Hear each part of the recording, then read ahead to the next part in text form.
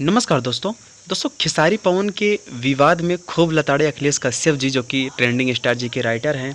दोस्तों बहुत खतरनाक न्यूज़ आप सबके सामने आ गया। तो आप लोग अगर मेरे चैनल पे नए हैं तो चैनल को सब्सक्राइब करिए, वीडियो को लाइक कर दीजिए। दोस्तों भोजपुरी की यह एक ऐसी जोड़ी है जो कि पवन और खेसारी जी की, जो कि पूरे वर्ल्ड में दोस्तों तहलका मचा के रखी है। बॉलीवुड से लेके हॉलीवुड, टॉलीवुड तक। दोस्तों आप सभी को पता होगा कि जो इस टाइम चोरी की जो बातें चल रही हैं अखिलेश कश्यप और इनके बीच में, कि अखिलेश कश्यप जी लिखे हैं चोरी की मैटर, तो ऐसा कुछ नहीं है। अखिलेश कश्यप जी लाइव आकर बोले हैं कि मैं इनका मैटर नहीं लिखा हूं, पवन जी का मैटर कोई और लिखा है। और रही बात चोरी की, तो चोरी वाली इसमें कोई बात नहीं है।